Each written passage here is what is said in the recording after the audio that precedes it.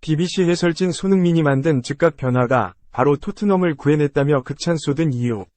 손흥민 스트라이커 4분 만에 골. 해외 반응 외신 소식. 토트넘 주장위 완장은 무겁다. 토트넘의 광탈레 주장 손흥민, 30일. 토트넘에게 책임론이 불거지고 있다. 토트넘은 30일, 이하 한국 시간, 영국 런던 크레이븐 코티지에서 열린 2023에서 2024 시즌 카라바오컵, 리그컵, 2라운드 64강전에서 풀럼과 경기서 1에서 1로 무승부를 기록한 뒤 이어진 승부차기서 3에서 5로 패했다.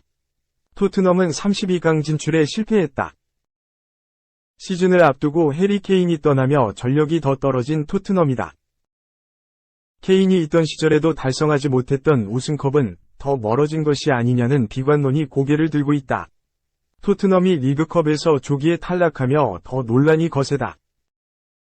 영국 토크스포트의 패널 벤은 31일 토트넘이 리그컵에서 광탈을 당했다. 손흥민이 과연 주장의 자격이 있는지 의문을 갖는 목소리가 나오고 있다. 선은 환상적인 선수지만 리더십 스킬이 떨어진다. 몇 가지 의사결정이 아쉬웠다. 손흥민이 결과에 책임이 있다. 고 주장했다. 하지만 모든 팬들이 이 패널의 주장에 동의하는 것은 아니다. 토트넘 팬들은 손흥민은 한국에서 해병대 교육을 받을 때도 리더십으로 상까지 받은 선수다. 그런 선수에게 리더십이 없다니. 손은 한국 대표팀 주장을 수년째 해오고 있다. 한 개인이 온 국가 전체를 책임지고 있다고. 100% 검증된 리더다. 무슨 말도 안 되는 소리냐? 토트넘 패배를 왜 손흥민에게 책임지라고 하냐? 손흥민이 유럽 사람이었다면 이런 말 같지도 않은 소리는 나오지도 않았을 것이라고 반박했다. 또 다른 팬은 포스테코글루 감독의 전술 실패를 왜 손흥민이 책임져야 하나?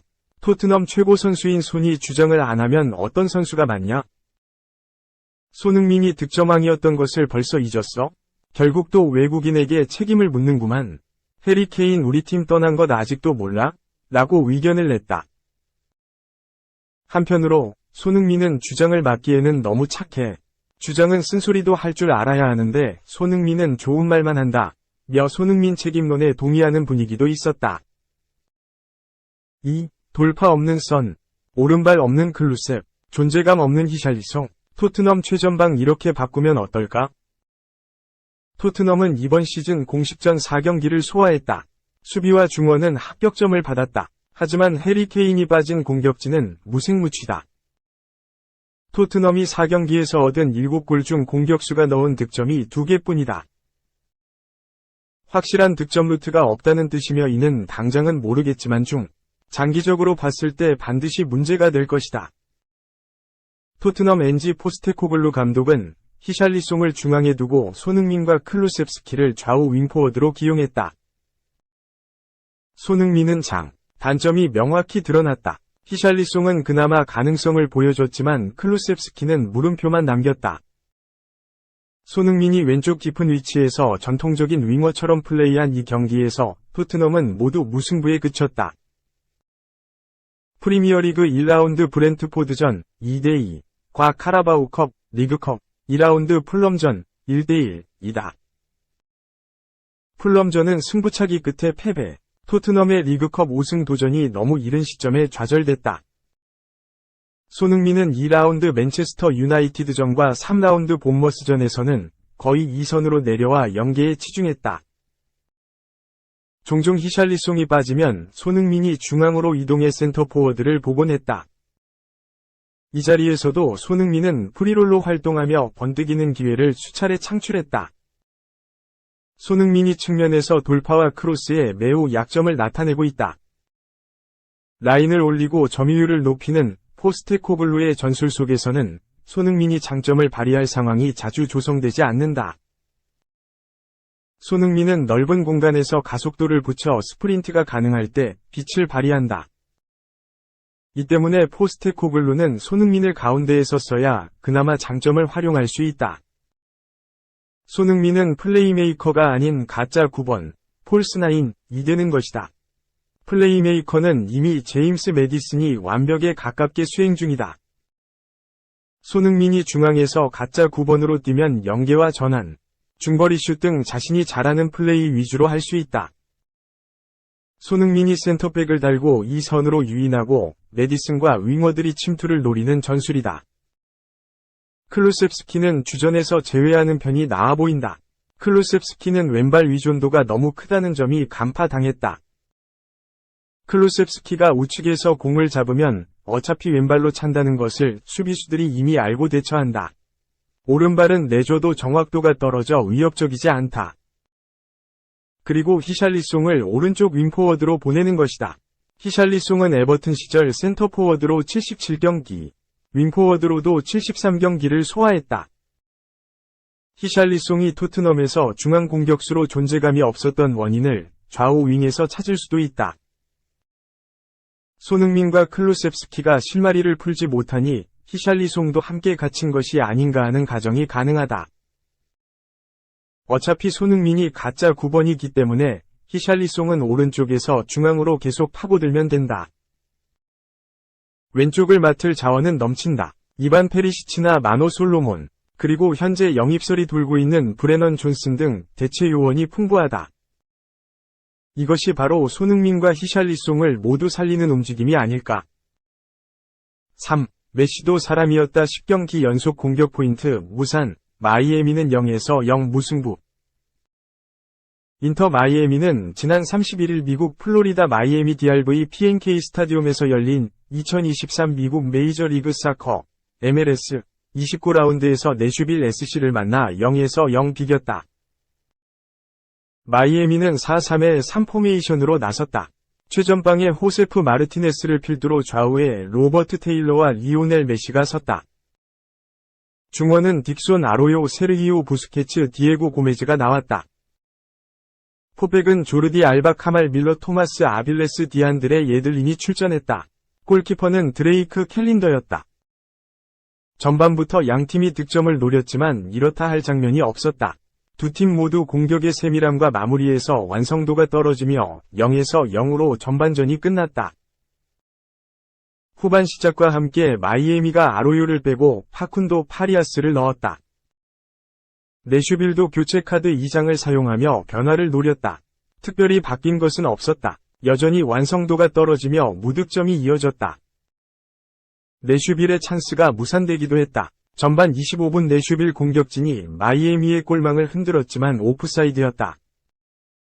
후반 44분엔 마이애미 수비수 예들린이 핸드볼 파울이 의심되는 장면을 만들었다. 그러나 온필드 리뷰 끝에 페널티킥이 주어지지 않았다.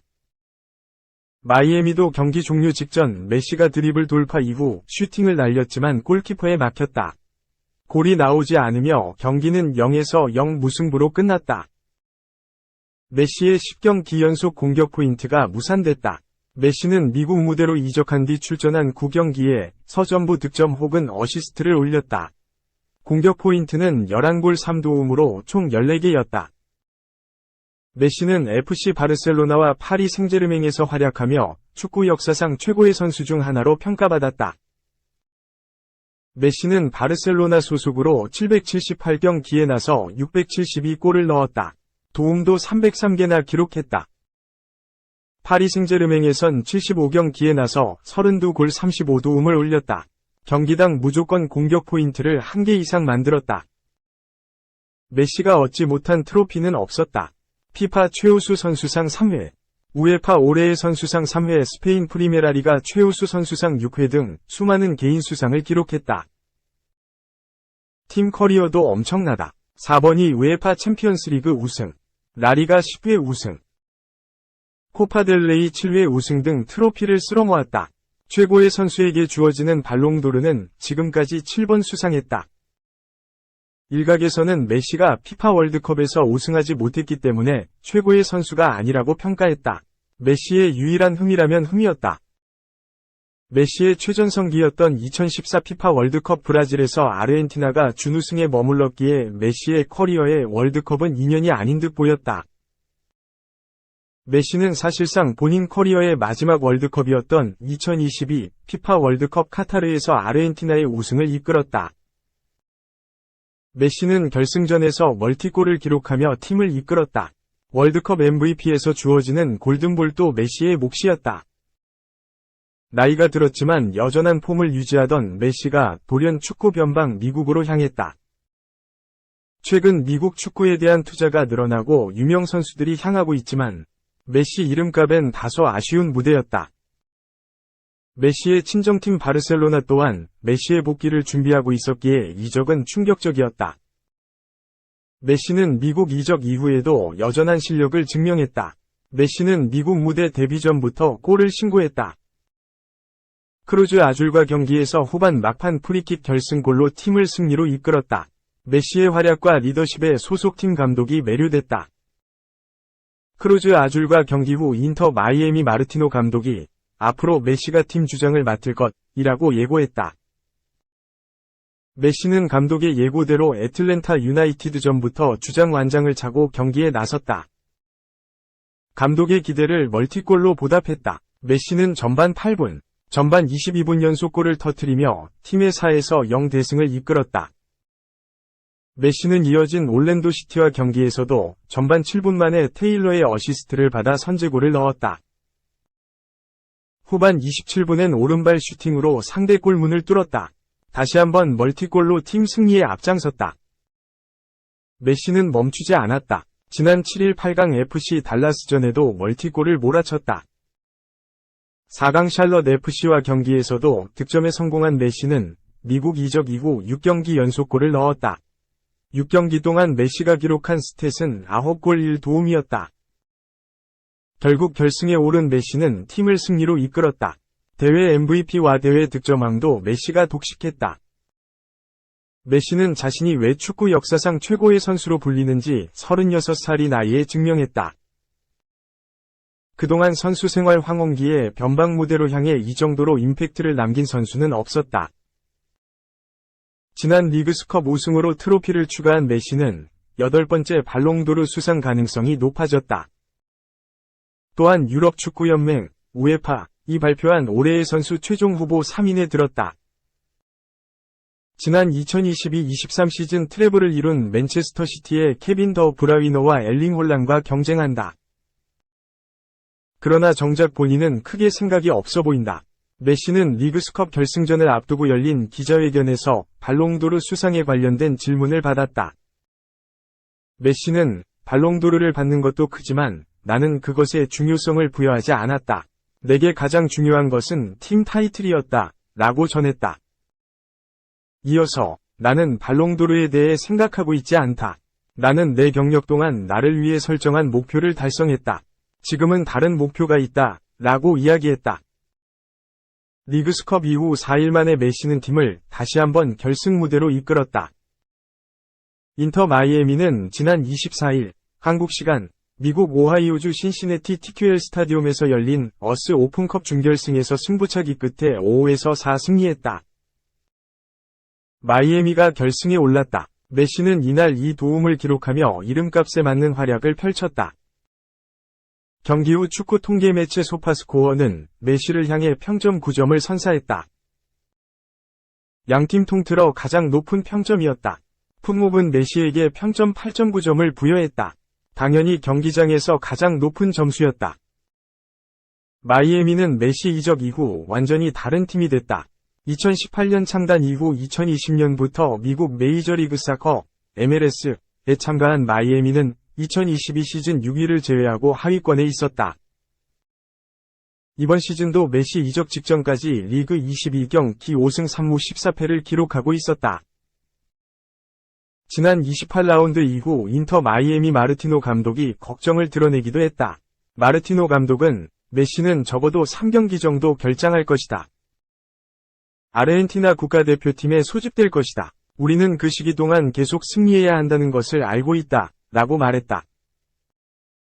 이번 경기는 메시가 있음에도 비기면서 마르티노 감독의 고민이 더 늘어났다.